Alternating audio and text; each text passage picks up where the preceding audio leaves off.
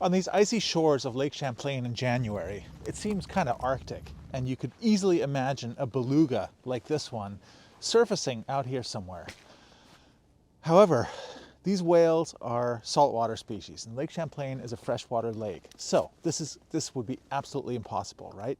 So how could it be that one was found in Vermont? Let's investigate. So let's leave the lakeshore and head up to Mount Philo, which gives a great overview of the Champlain Valley. We're at the summit of Mount Philo in Charlotte, Vermont, and I'm going to show you around it a little bit. This is a great place to check out the Champlain Valley where this story takes place. In the 1850s, a rail line was being built between Rutland down there and Burlington up there. And the railroad workers, they were digging for the railroad grade and unearthed a really mysterious skeleton. It was unlike any animal that they had seen. So they gathered it up and they sought expert advice at the University of Vermont and beyond, and it was ultimately identified as a beluga, an Arctic whale, one of the white ones with a big bulbous thing on their heads. So that kind of created this big question of what the heck is this whale doing here in Vermont? And Lake Champlain is a freshwater lake. The nearest ocean is many hundreds of miles away. So how did this come to be? It happened in Charlotte. I'll show you where that is. I'll put a little arrow here. Pretty close to Thompson's Point, which you can see jutting out into the lake there in the distance. To understand what happened and why this mysterious whale was found here, we have to take a closer look at what happened during and after the last glacial maximum. So we're talking the period between like 15,000 years ago and about roughly 10,000 years ago, something like that. But let's go take a look at the actual whale itself. And for that, we have to take a quick trip up to the University of Vermont Museum.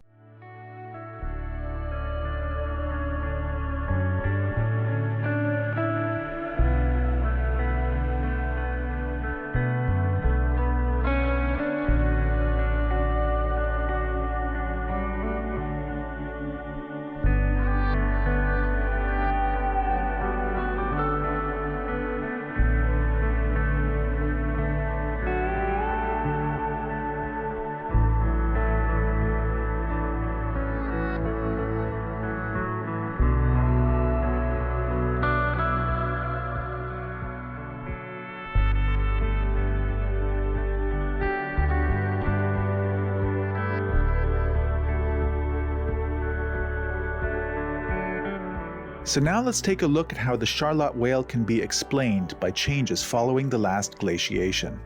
Here's the rotating Earth with the axis tilted a bit toward us so that we can see what's happening in the polar region.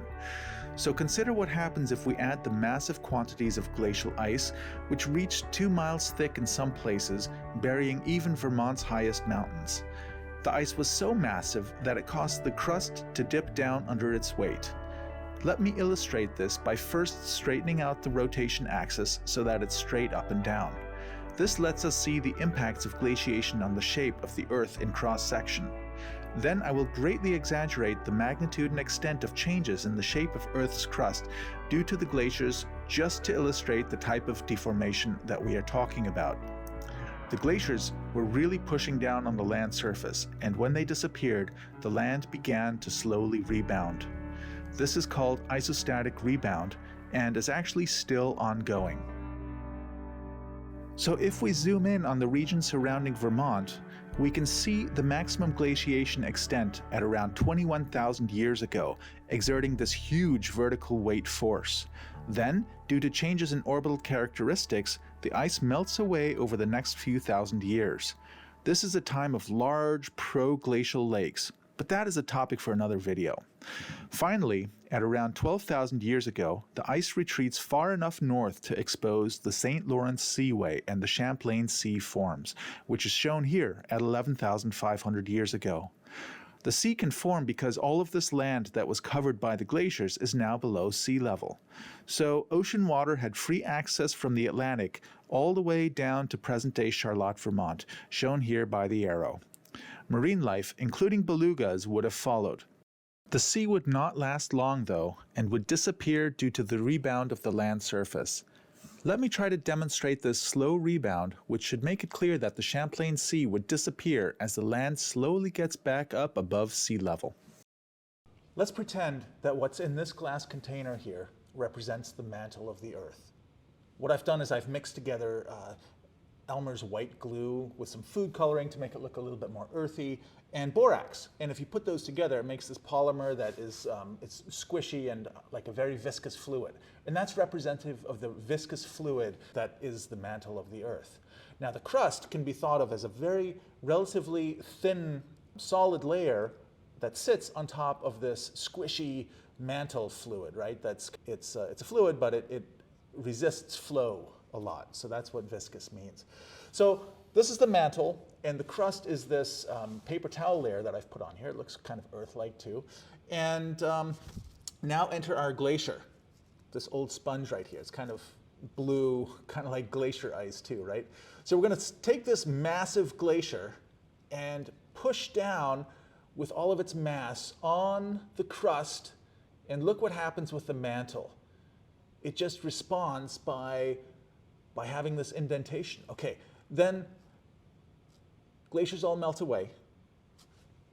Indentation remains.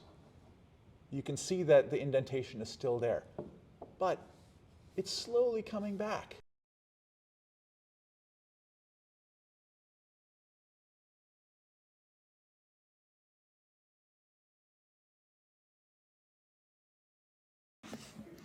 Let's bring these ideas back to where we started, using a schematic diagram with this glacier ice covering our area. So let's remove the ice. Now here's Mount Philo again, and this is where the Charlotte whale was found. If I lower the land so that the Champlain Sea is at its maximum, which is 320 feet above our current sea level, then you can see the Charlotte whale location is submerged. It would have died in shallow water near the shore. Then, the slow uplift due to the isostatic rebound made the land rise higher and higher, causing the sea to disappear. After this, the freshwater Lake Champlain remained as we now know it. The rebounding land also left the Charlotte whale's remains high and dry and about a mile from the current lake shore. So that's how it came to be that an Arctic whale was found in Vermont. And in fact, the Champlain Sea shoreline probably would have looked a lot like this, except it would have been up a little bit higher. But in addition to the beluga, you probably would have seen other whale species, fin whales, maybe bowhead whales, something like that.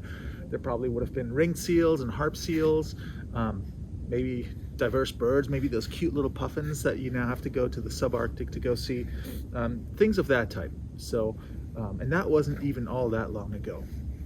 So anyway, that's it for now. Thanks for watching.